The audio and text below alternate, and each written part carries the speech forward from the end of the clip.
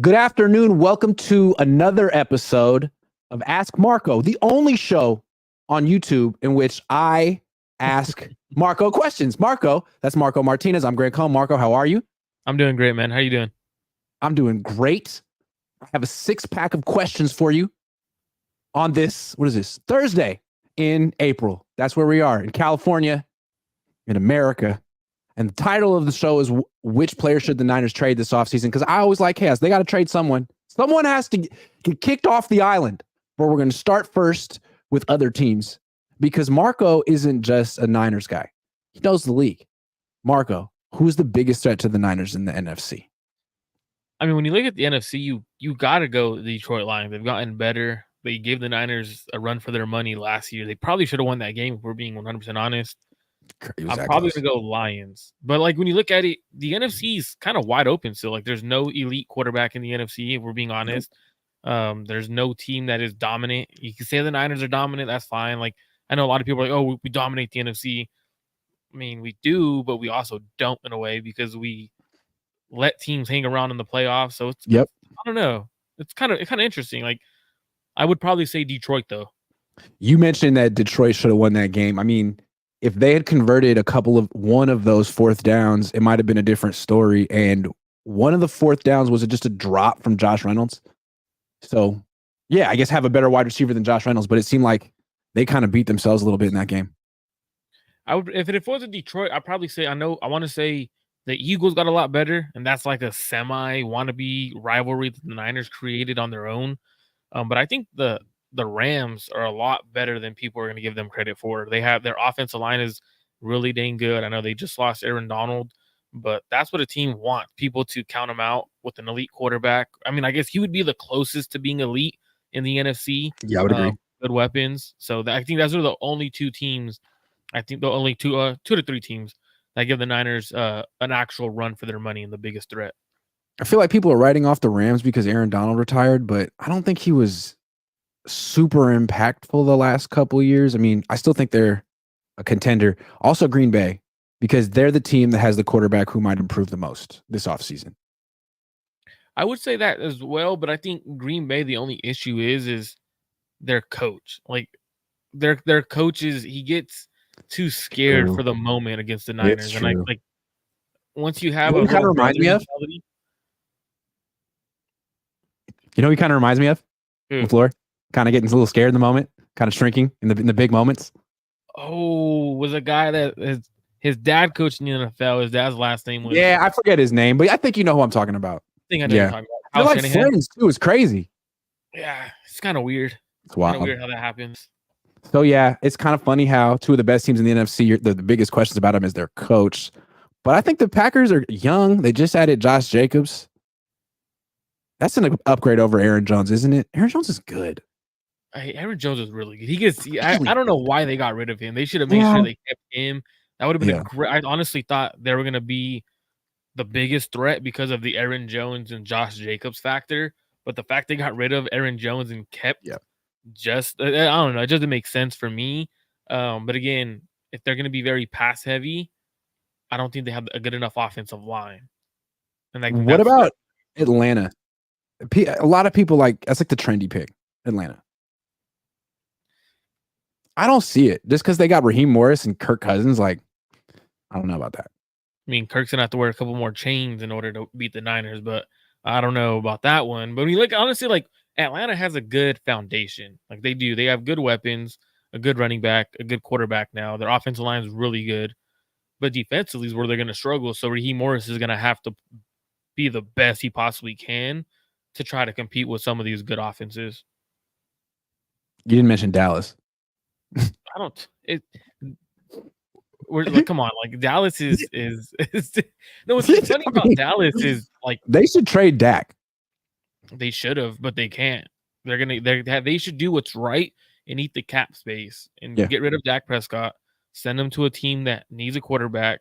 Because to be honest, he's not the answer. He's not, and they know it. Let Trey Lance play. He might be your Jordan Love. Hey, I mean, especially when you have a quarterback that's getting to train with Jeff Christensen for the last couple of years, working around Mahomes. Like, hey, he may be something if someone actually gives him an opportunity. Well, that'd be interesting. I'm trying to think of other teams in the NFC that could have been overlooked, or like a complete dark horse, a team that really very few people would take seriously that you think could make some noise and maybe make the playoffs. Arizona, No. no. Hard to say. Minnesota, you don't even know who their quarterback is. Chicago, Just taking it. Chicago could, but I don't see them doing that just because it's going to be a could rookie. they be like the Texans from last year? They don't Chicago have the coaching sucks. staff. Yeah, they don't have. that's the They problem. don't have the coaching They staff. suck. That's their problem. Yeah, I think the only three teams I see that are legit in the NFC is Detroit, the Rams, and the Niners. I think the Saints could get better. Derek Carr normally gets better in his second year in a system, but it's Derek Carr. He struggled last year. He struggled the last couple of years. So I don't know how that's going to work over there. So that's interesting. Tell me, Marco, everything has to be in the form of a question like Jeopardy. What is the biggest weakness heading into the draft? Man, everyone likes to go O-line. I don't think it's the O-line. Like, I truly don't. Like, when we look at the offensive line, it wasn't the issue, but the Niners lost the Super Bowl. And I've been trying to say this for a good while. When I rewatched the Super Bowl, you could see the quarterback stepping into pressures often. Like, it's people want to like blame it on the offensive line, but when there's a pocket there, why don't you sit back in your pocket, hitch when you have to hitch? And he was walking into pressures, walked into a couple of sacks. I don't think it's the offensive line. The offensive line isn't great. Don't get me wrong. Like, I'm not saying like, oh, the O-line was great, but I think secondary. I think your corners are still the weakest link. I think you have Ambry Thomas who sticks out like a sore thumb, even with Isaac Yiadom, the guy they just signed. He hasn't been good throughout his career, so I don't expect him to come in and solve that issue. Looking at safety, often injured. How does Hufanga come back? So if I had to say the biggest weakness right now for the 49ers, it's their secondary. I think the corner is a big hole. And then when you move Demo, it makes to outside. It puts a big hole in the nickel spot. You have two safeties that are pretty much the same safety. They're box safeties, if we're being 100% honest. So I don't know how the secondary is going to play out, but I think secondary is a bigger weakness than the offensive line right now. Fair enough. I mean, those unblocked rushers in the Super Bowl, it wasn't necessarily the offensive line's fault. It was like 6 rushing against 5. It was being outmanned or not picking up, not sliding the right direction or getting confused or whatever. It wasn't necessarily just getting beaten one-on-one. Secondaries, I can see that. What about linebacker, though? I keep coming back to linebacker. They got one linebacker on this team. What do you feel about Devondre Campbell? And what do you think about Dre Greenlaw? What's a realistic expectation for him to come back and what he'll be? Devondre Campbell was a pretty bad signing. It was probably the worst signing I've seen in free agency because of the amount they paid him. They overpaid him because they lost Kendricks, whatever his name was. They overpaid Campbell. They start speaking highly of him, but then when you watch the 49ers play the Packers, they would literally circle Campbell and say, you know what? We're going to attack Campbell all game long. So to me, that didn't make sense. They attacked him in pass game, in the run game. Not a good linebacker. He's truly not a good linebacker. So you could say the linebacker's an issue, but I think Dre Greenlaw should be back by week 5. I don't see the Niners holding him back that much longer. I mean, from everyone's saying that he should be back week 1 based off of the new timeline of Achilles injuries.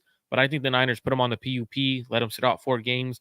Around that week 5 range is when you should start seeing him potentially be back. At the longest, he'll be back by midseason. I don't see the Niners being gone without him for too long.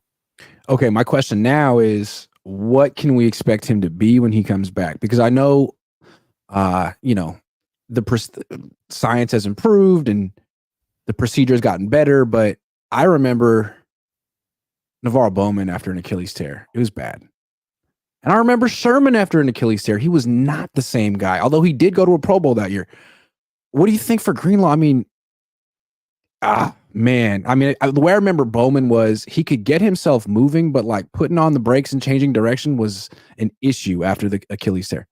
Yeah, with Bowman, I felt bad for Bowman's issue because he looked like he was running in quicksand at times. Like he was not going anywhere when he first started coming back, and that was a big issue. And you have a great point because if Greenlaw isn't even 75 of what he was, he missed a lot of tackles. People don't like to talk. He missed a lot of tackles, and he was limping around all last year.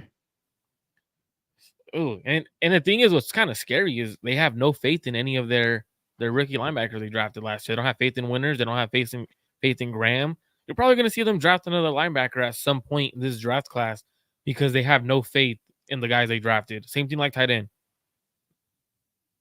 Telling Kind of you, like the man. guy they I wouldn't be surprised if they went linebacker in round 1. Like, I don't know the prospects that well, but all I know is the Niners drafted Reuben Foster with the 31st pick once upon a time.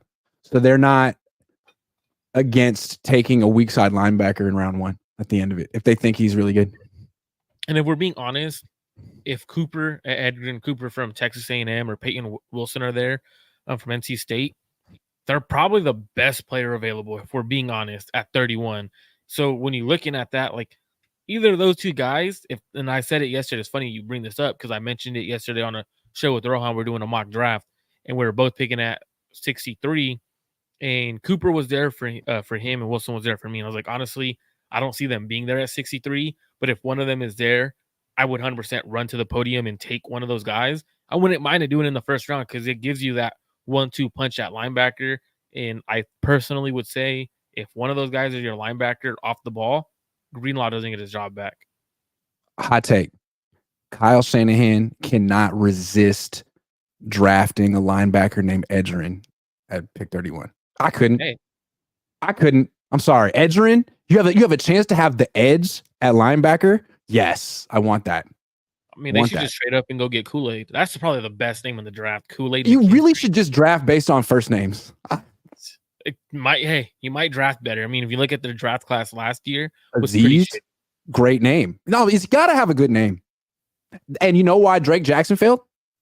Because he's named Drake. Because he got cooked. Okay, title of the show, who the Niners should trade. You got to pick one player on this team who doesn't get to be on this team next season. He's out. Trading him, business decision. Who's it going to be? Sorry, Elijah Mitchell, but you're gone. You're gone.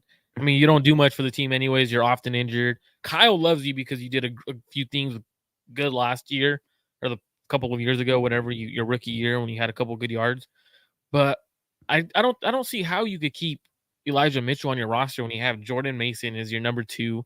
Might as well try to get a 6th rounder for Elijah Mitchell, whatever you can for him. I don't know if he has value, but I think that would be the one I would go to. I know everyone in the chat's probably going to say Debo, but the moving on Debo now or post June 1st doesn't make sense because if you're going to win now, you got to keep Debo on your roster. I think next year is when you make that decision on trading Debo. So I'm definitely going Elijah Mitchell. If I had to choose a second, oh man, I'm getting rid of Colton McKivitz just because I don't want him on the team. So forces the Niners to get a real offensive tackle. And I'm being serious, like go get a legit offensive tackle. Like that's what I would do. I would get rid of Elijah Mitchell so Jordan Mason could play.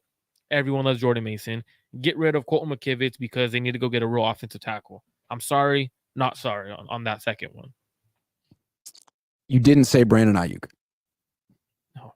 You did not say Brandon Ayuk. So explain to me why you think the Niners shouldn't trade Brandon Ayuk. I know it's not like I should be explaining why I think they should because that's like the far out take. Most people would agree with you. I just want to hear your reasoning because I think it's an interesting topic. Just in terms of business. I mean, we both think he's excellent. He's a great player. You don't trade an elite receiver, right? He's right there on the borderline being elite receiver. You don't do that. Like, so when you have, there's levels to receivers. You have a true receiver 1, that's Brandon Ayuk. And then you have like your dudes that are really good route runners, but they're not great players. And you just don't, I would pay Brandon Ayuk. If he wants $30 million, pay him the $30 million. Like, you've literally have built your roster upon guys who have created their name off of working hard, showing up to the facility every day. What's the difference between George Kittle growing from a 5th round pick to Brandon Ayuk going from the doghouse to being this elite player? Like, to me, that's where it doesn't make sense to me. And I see a lot of fans were like, well, if he doesn't want to be here, get rid of him. If you don't have Brandon Ayuk on the roster, guaranteed the Niners don't make the NFC Championship or the Super Bowl. And that's a guarantee. If you don't have a true number 1, you're not making it far in the playoffs. Debo is not a number 1. A lot of people like to say Debo's that guy. He is not that guy. I'm sorry. He's not that guy. The reason I would trade Brandon Ayuk is because I think he's great and I think he'd be a phenomenal investment for another team. But like once you're giving a guy $27-28 million a year, to me, like you have to be committed to fully maximizing his output. That's what I'm talking about. Like business. And I don't think the Niners are fully committed to maximizing Ayuk's output. I don't think they are. If they all of a sudden evolve a little bit and give him more targets and improve the offensive line's pass protection, and maybe Brock Purdy gets a stronger arm, I'd be all in. But until those things happen, I'm like, you think he's going to be at like 110 targets a year? It's just not going to get the opportunities to really make you feel like you're getting a good return on your investment. And in a couple years, you're going to be like, man, his cap hits what? For what? I don't know. I just think that, and it won't be his fault. But that's how I feel. I'd trade him now. I think his trade value is at his absolute zenith, considering he hasn't gotten paid yet. He's 26. I mean, one thing I would say, like as a counter argument to that, is Kyle Shanahan has shown to utilize an elite receiver. If we look at Julio Jones, even though he didn't have the touchdowns that everyone wanted him to have, Ayuk's different. He gets those touchdowns. So you could kind of see Kyle Shanahan utilize Julio Jones, and I think he should start utilizing Ayuk in that fashion. I know he's not that level of a receiver, but he has a potential to be that kind of guy. And when you look at the Niners, the reason why they lost is because Kyle Shanahan hasn't evolved as a play caller, as a head coach. True. Not going to Brandon Ayuk in that Super Bowl when they're playing man coverage and blitzing you, utilizing Debo. That was strange. Weird. It's super weird. That was like, so strange. Can you even begin to explain it? You can't. There's no way you can. Like throughout the entire season, Debo struggled to beat man coverage, and it's obvious. And all film analytics, it shows Debo struggled to beat man coverage. Then you go to him in the key Kyle knows ball. I don't get it. You know what? He's I think it smart. Might be too, though? What? It might. I truly think Kyle went from the last Super Bowl where he went away from Debo Samuel, right? So thinking, you know what? I got to keep going to Debo Samuel to win the Super Bowl. True. I think that might have been it. He's like one step behind, right? He's like stuck in the past. Last time, I'm not making that mistake again. It's like, dude, that was years ago. I think that's what it was. Like, hey, you know what? I'm going to feed you.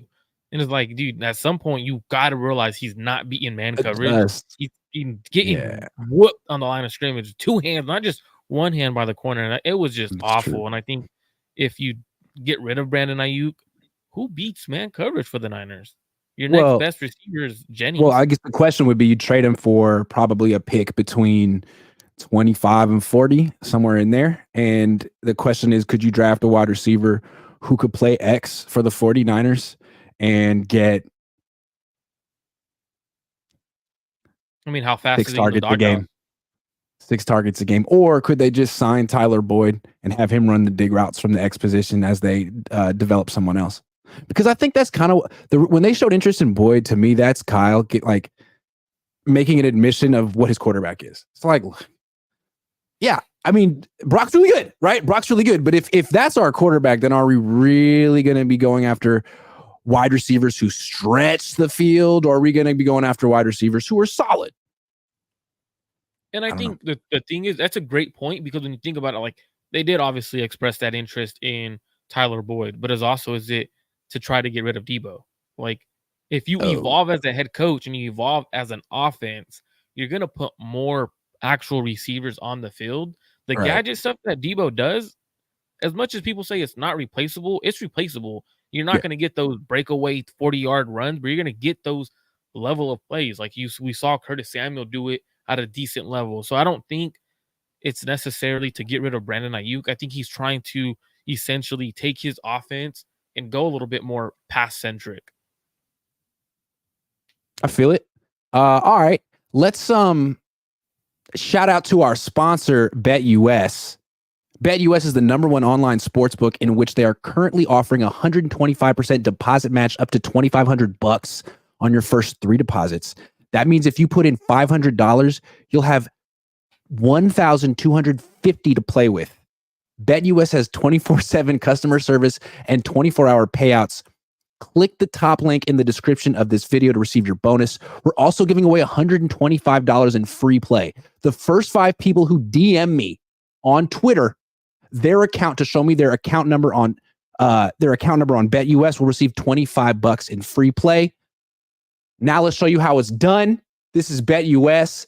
These are the odds to win Coach of the Year. Who do you think is going to win? Who's a good bet to win Coach of the Year in your opinion? Dan Quinn? I'd probably say, I mean, like, we're looking at odds. I also don't want to go with the best one. Like, obviously, Jim Harbaugh might be the favorite to win it, but I don't think he's going to win it in his first year. I'm looking at a guy like so high. It always goes to someone who like was not on the radar early. I would probably say Dan Quinn. Sean McVay. I think Sean McVay. I think Sean McVay's everyone's gonna count him out like they have since Aaron Donald's gone. He's gonna put up a great season. They're gonna make the playoffs. They're gonna go far. If not, Nick Sirianni's a good one too. Nick Sirianni from the depths. I love how Andy Reid has the worst odds. Everyone's like, he's the best coach. He's not going to win. That's crazy. Dennis Allen, hell no. Todd Bowles, no. John Harbaugh, no. Mike McCarthy, trash.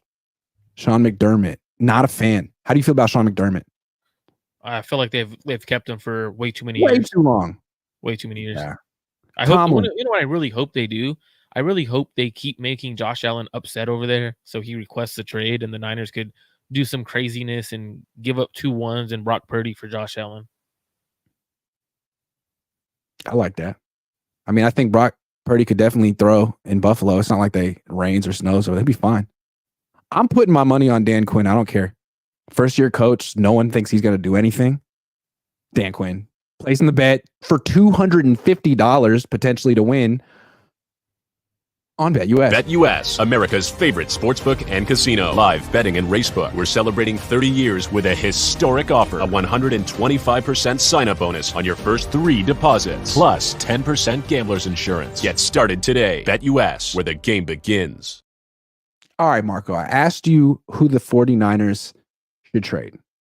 Now tell me who the 49ers should extend. And Brandon Ayuk can't be your answer. Someone else. Goes without saying. I'm gonna go with the quality control coach. They need to extend you. That's the first one they should do. Thank you. No, but in all seriousness, I think people look at like, where can we create cap space, right? Like, obviously the obvious answer is Charvarius Ward to create cap space, which I think they will eventually extend them. But dudes they 100% should go and extend now earlier than next year. Guys like Denomino Lenore, guys like Aaron Banks, where they're only going to get more expensive as the years go on. Demo's going to get better. Banks is going to get better. Their price just goes up. So for me, I'm looking at them like, dude, do the early thing. Like, I know you like to wait until your guys are free agents or their last year, and you want to be this team that waits so long. You're also paying a tax when you do that.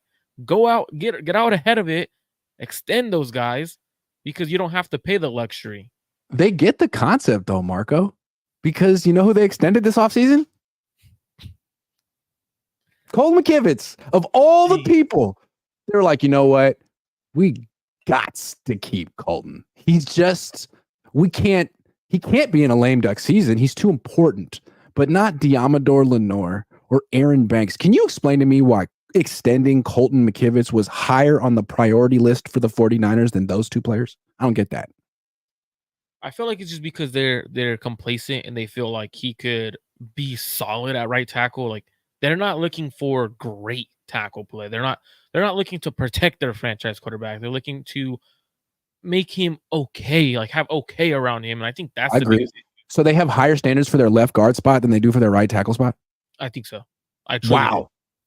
I don't disagree, because they want that left side to be strong, right? That's the point of attack on 95% of their run plays. And I think if you had a legit right tackle or right side, you don't have to run to the left side 95% of the time, and teams completely just take away your left side. Like, it's terrible. Terrible. So yeah, I mean, kind of a strange choice to extend Colton McKivitz instead of Deommodore Lenore, who I feel like he's one of the better number 2 corners in the league. He can play outside. He can play inside. He can play zone. He can play man. He's a good tackler. I mean, he's not the biggest guy or the fastest guy, but he's a really good competitor. Why would you not lock him up? Yeah, that's the one that I'm like, I don't understand. Was like, this corner is going to get a lot more expensive next year. He's going to hit open market. He's going to get offers that you probably can't pay.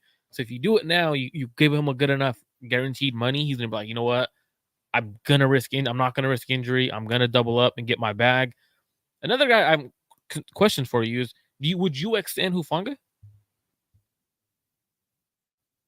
See, I think I would. Coming off an Achilles tear, I think you could probably get an all-pro safety at a discount. I know, like all-pro in quotes, so maybe he didn't necessarily deserve that, but say what you want about Hufanga. I feel like he makes plays, and I feel like he was making plays this last year too. He gets interceptions.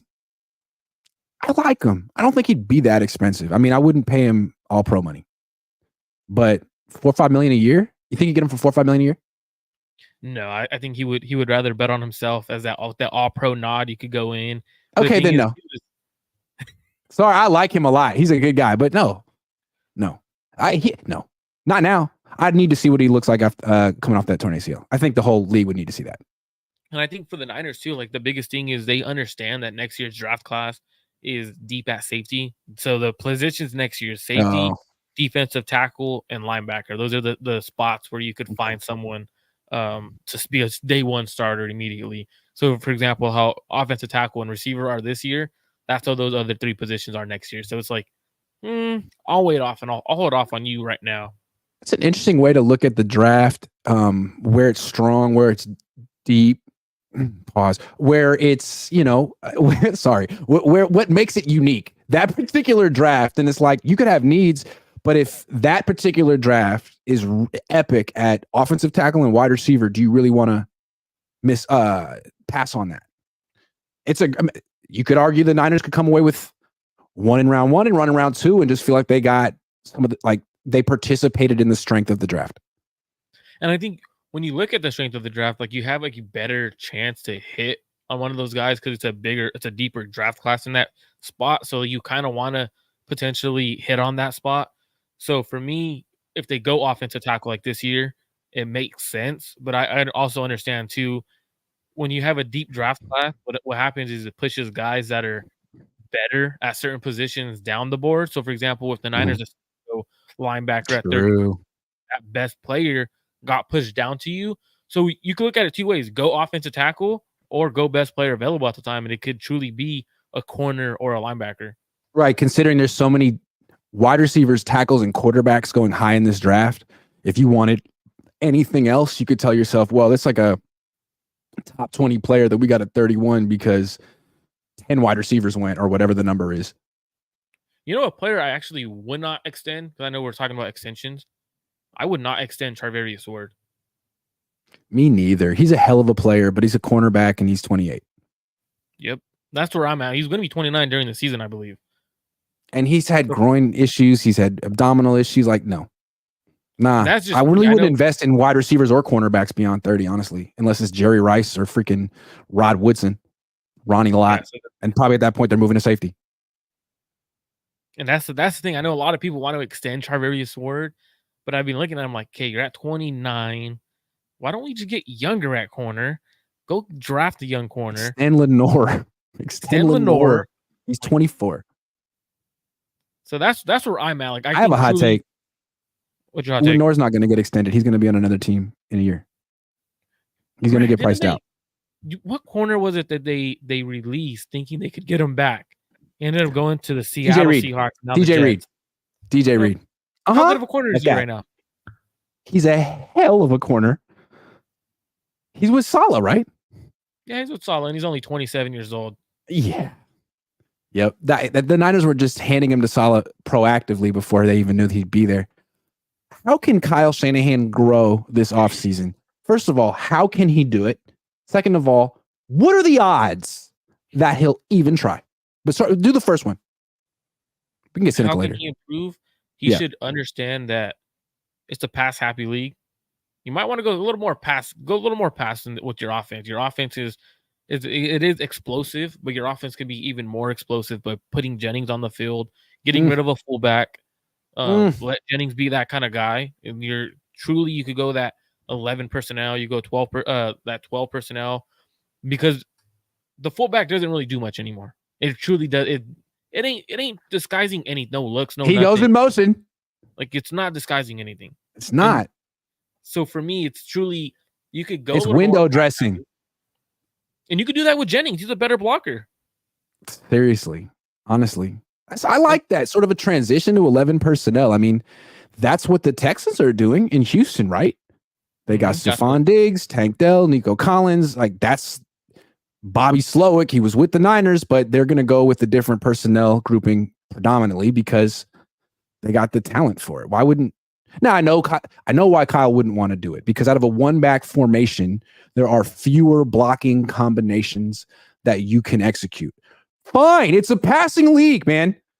You got to pass more. You'll be all right. And when you do that, Jennings could be your blocker. Like, it's not like he's a 6'3" dude. He could block. Like, he's probably a better blocker, in my opinion, than Jennings. Now, remember when the Rams would put Skoranek at fullback? The Niners could do that with Jennings. Yeah, it's pretty much essentially what you would be doing, using Why not? Jennings in that Skoranek role as a blocker. But now you actually have a good route runner, a good receiver on the field to pair with Brandon Ayuk. So when you look at it, it allows you to do a lot more things, because you could truly use Debo as that gadget guy, not as a receiver. Can we talk about Jennings for a second? Because his usage last year was bizarre. He had 19 catches in the regular season, and then he had like 5 in the Super Bowl. He needs to be used more. He's really important to this team. And he's energy. One thing that you can only do is bring energy as a player on your own, and he brings natural energy. All it's going to do is elevate everyone else around him. Like, it's contagious. And I truly don't understand why he's not on the field. So I would go away from the fullback. I would go away from that 21 personnel. I would go 11 personnel. I would truly see what I got to do to upgrade my right side of the offensive line. I don't care what I have to do. If I have to trade a first rounder, what I got to do, I'm upgrading at right tackle. Right, because you said you want to embrace passing a little bit more. You can't do that with half an offensive line. You can't. You can't. And that's my whole argument against signing, paying Brandon Ayuk. Is like, with that offensive line, if you get a right tackle, then absolutely. If you pass the ball, then absolutely. So I think to me, a team that's committed to passing is a team that can throw the ball 45, 50 times in a game and win. The Niners have never been that team, ever. And one thing I would tell Kyle too is, hey, how do you evolve? Put 100% trust in your quarterback, even if you don't think he's the answer. Yeah.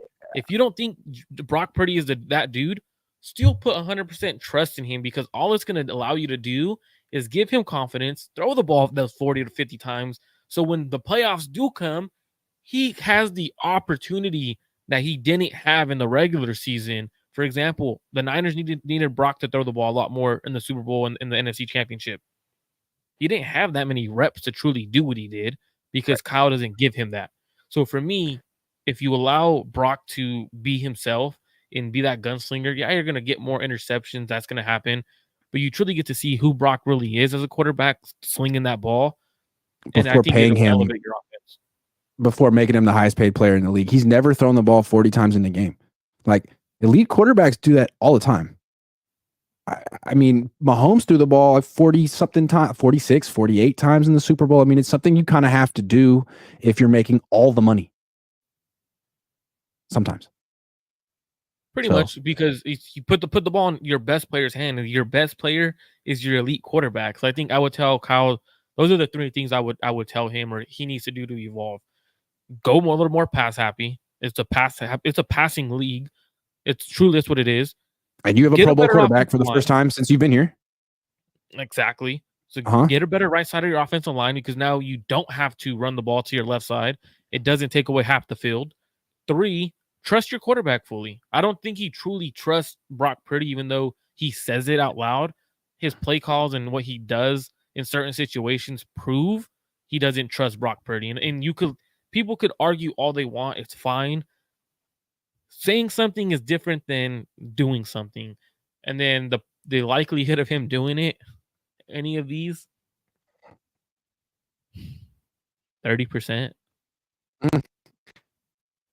Man, sometimes I feel like Kyle does do self-reflection, and sometimes I feel like he can't look at himself in the mirror. So do you ever know people like that who cannot take criticism, criticize themselves, honestly assess where they're good and where they're weak? I mean, everyone has weaknesses, right?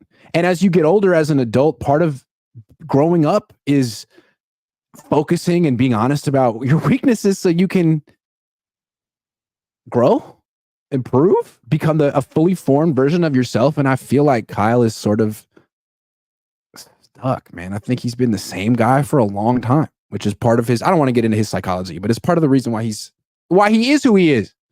Well, if you go back and you remember that podcast that came out with him, Sean McVay, LaFleur, during that podcast, like that episode, you could hear him being super egoistic. Like, well, I'm always right, pretty much. Like, I don't care. It's like, all right, well, guess what? You're not always right because you've lost 2 Super Bowls now. Like, evaluate yourself as a head coach, as a play caller, and truly understand it's okay to hire an offensive coordinator who doesn't call the plays. Yeah, it is. And, Mick Lombardi's not the answer. Sorry. Oh, I played Little League with Mick Lombardi. I mean, the only reason why he hired Mick Lombardi is because him and his dad, like the Shanahan and the Lombardis, are cool with each other. That's the only reason why he hired him. Michael Lombardi worked for Mike Shanahan in Denver for 1 year. They know each other. The league's all about who owes who favors and who they know. That's what it's about. Also, I feel like anytime Kyle needs to add someone to his staff, he goes to his dad like, "Dad, I need a quarterback coach. You know anyone?" Call Brian Greasy, see what he's doing. Man, his dad is active. His dad is essentially more the GM than John Lynch is the GM. It's crazy. For someone like to have a shadow GM, I can't think of someone who has more influence on a team that isn't employed by the team in the NFL than Mike Shanahan with the Niners. Oh, absolutely. And it's kind of amazing. At some point you got to tell your dad, "Hey, sit back and just relax." Like, and it sucks because it's your dad, bro. Camp. He's at training camp. It just seems like his dad wants all the influence, but none of the accountability. Like, you can't fire me. I'm not in charge. You don't even talk about me. But here are my suggestions for who you should sign, draft, start. It's like, yeah, okay. Thanks, Dad. Thanks. Didn't he say that his dad has an office in San Francisco? That's what I heard. The building? But I don't know. I would imagine, all due respect, Kyle could probably swing that. Okay, final topic. Was trading Trey Lance a mistake? I've been talking about this a little bit this week with my guests. I'd like to get your take on this one. Last year, it seemed like it was like no big deal. Like Brock Purdy, they had Sam Darnold. Now they got Josh Dobbs. What do you think? Yes, but no. Okay. So I'm going to go and answer with the no on the no side first.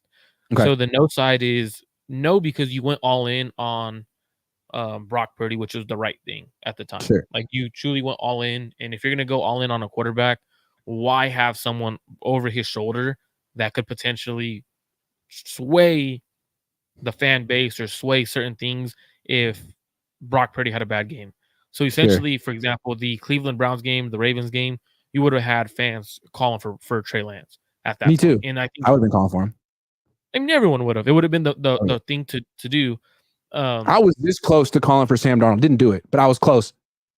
Actually, I did do it. No, I take it back. I did it. I wanted to see Sam Darnold start against the Bengals. I was like, can we see some one game, please? One. Just one. Just one. Best throw over the quarterback, over the football. I mean, I've ever had. Like, Brock was concussed the week before. I figured, let's say he's hurt. Can we just see Darnold for one game? But in retrospect, I think we know what we would have seen. We would have saw Sam Darnold. Yeah, we would have. It would have been bad. So, no, because you go all in on Trey Lance or on Brock Purdy, and you have Brock Purdy as a good quarterback, possibly your franchise quarterback. So I would say no because you at least got lucky and you hit on Brock Purdy. So that's why I would say no. But the reason why I would say yes is because you never gave him the true opportunity to start. So it should have been Trey Lance's team from day one. But instead, Kyle Shanahan let his team and his Cabo clique decide who played quarterback. And I think that was the biggest issue is you never got to develop Trey Lance because you knew going into drafting Trey Lance, you were drafting a developmental guy, someone who was going to need that full year to develop. The Niners didn't do much in that playoffs that year under Jimmy Garoppolo. So essentially, all right. So essentially, you got a phone call right now, but take a random. But essentially, you didn't give the opportunity to Trey Lance, and now he's over there training, and you're paying him to still be on your roster the last few years.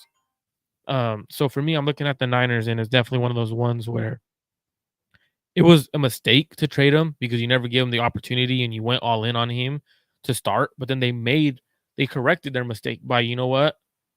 Let's truly go all in on Brock Purdy because we saw what we needed from him and he's our guy. So I think you had to get rid of Trey Lance at that point. And they also got a lot more value than teams got for Justin Fields, Mac Jones, a first-round quarterback. So essentially, they did the right thing at the right time, but I just felt bad in the sense of they never truly gave him a real opportunity to start. I just feel like they could have handled the noise. Like, that's your responsibility. I wasn't alive for it. You weren't alive for it. But once upon a time, the Niners had Joe Montana and Steve Young on the same team, and somehow they made it work. Now, I know there wasn't Twitter back then, but I mean, my dad wrote for the Chronicle. He's freaking crazy. He's crazy. And people had things to say. And the 49ers were able to stay the course. Joe Montana's butt didn't fall off. Like, they worked it out. I just feel like they could have worked it out. You know, it's like, I know it's distraction, but we want to have the best quarterback room possible. And frankly, Trey Lance is better than Brandon Allen, and he's better than Josh Dobbs, and he could have been here.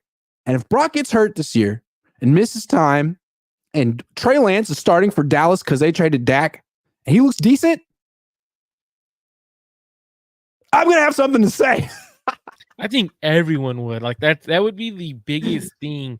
Yeah. And that was one of those ones when they traded him to Dallas. Is like, if once they do move off of Dak, if Trey is that guy that the Niners thought he could be when they drafted him, the Niners are screwed because he's going to be whooping on them in the playoffs in a few years.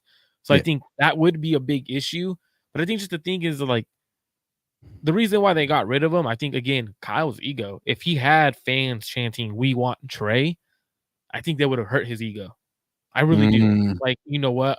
Am I making a mistake? Am I doing the right thing? And then he would have, or like the fans have lost confidence in my judgment.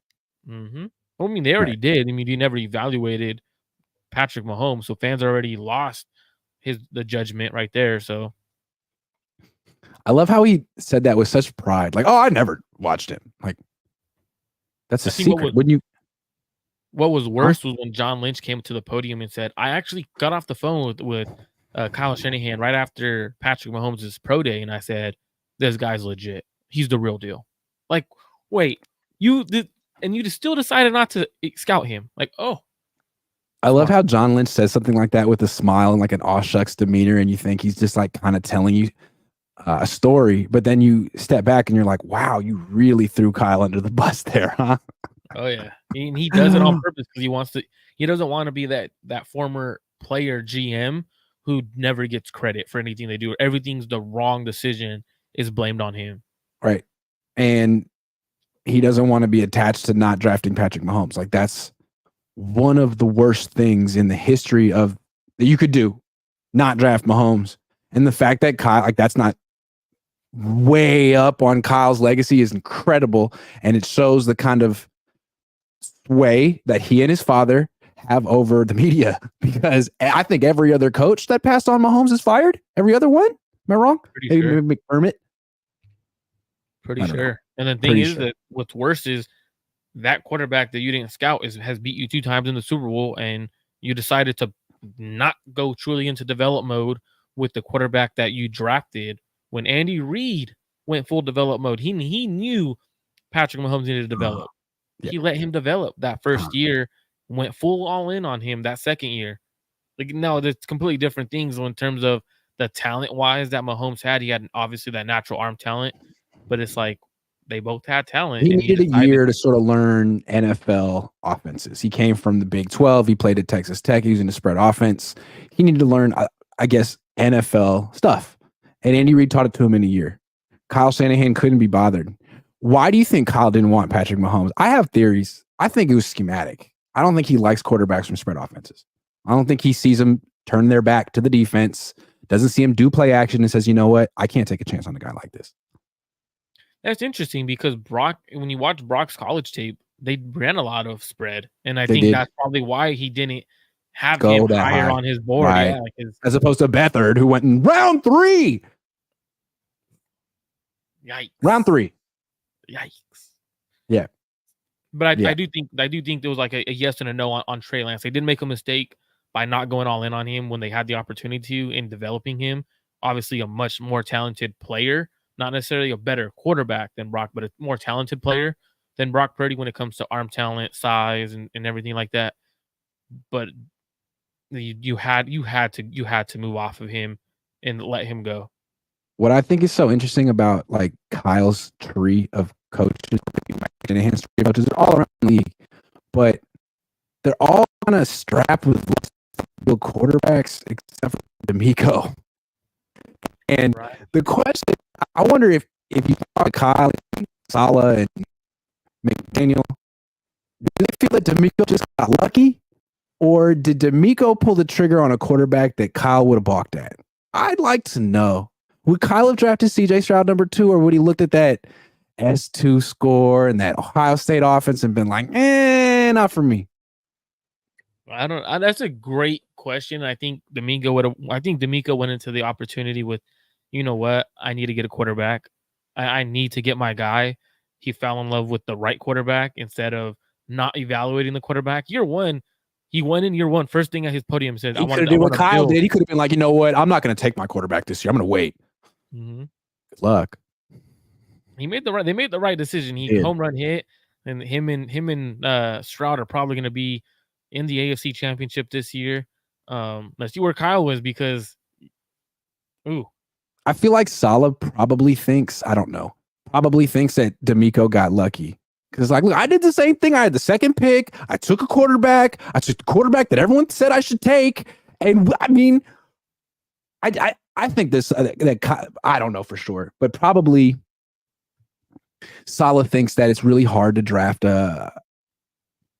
for a young quarterback to succeed on either New York team. I would imagine that's part of it. That I think there's probably some envy looking at DeMeco like, man, you get to be in Houston. No one questions you down there. Oh, you got a Texan fan in the chat. What's crazy is with the situation, tax-free state. It's a little different because DeMeco did the right thing. He went and he got Bobby Slowick, who he felt was the right guy. Yeah, I felt like Robert Saleh took Little LaFleur because it was Kyle's guy. Yeah, like Bobby Slowick. Also, he's great friends with LaFleur's older brother. I think that was the best man in his wedding. I think that was the issue. Yeah, again, who owes you favors and who do you know in the league? And I think that's what messed up DeMeco. No, not Robert Saleh. Because Saleh's on his second OC right now, and it's Hackett. Ooh. And it's only Hackett because of Aaron Rodgers. Right. Really, the OC is Rodgers. Yeah. God. Imagine being at Rodgers' mercy. He's so weird. Oh, he's a Cal Berkeley guy. Come on now. That's right. I went to UCLA. We're much less weird. Like he's a Cal Berkeley guy. He's like he went there for 2 years. Matthew Brown says, "What could you get for BA Hufanga and our firsts?" You only see trades like that in the NFL. But what do you think? If you're given all that capital, could you get in the top 10? You maybe. It's like what team would want that specific package? Yeah, it would have to be very specific. Because who wants Hufanga coming off an injury? Yeah, I don't know about that one. Interesting question. And Daza, you got to pay. You got to pay him too. He has 2 extensions you got to pay. Draft a linebacker. Let's see what Graham Winters can do.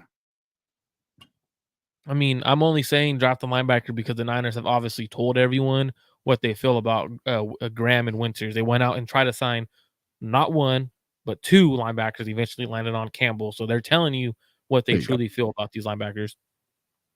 You asked Marco. He answered. Michael Alaniz. I don't know how to say Alaniz. I'm sorry, Michael. Says both wide receivers, one of them before the draft and the other later on, need to be traded. Draft their replacements. We have too many star players eating at cap. Where's $28 million a year coming for BA? Wow, I had a tough time reading that. I just think it's rich to spend all this money on wide receivers and eventually the quarterback when you don't pass that much. That's an evolution we need to make. That's why you'll get rid of Debo next year, because your receiver room will be a lot cheaper. So it's not going to be as expensive of a receiver room right now. So when you extend BA, his number is going to be 28 per year. So that's going to be the number that's announced. But his first year, it's going to be around $4 million in cap hit. So it's not an expensive room year one, this coming season. It's when the following seasons come and you got to get rid of Debo to make it a cheaper room. True. All right, those are all my questions for Marco. Marco, great stuff, man. Thank you very much for coming on today in the afternoon after work. Hey, long day. Thanks for having me on, Grant. I always appreciate jumping on with you. Appreciate you guys. Thanks for watching. I'll be back tomorrow.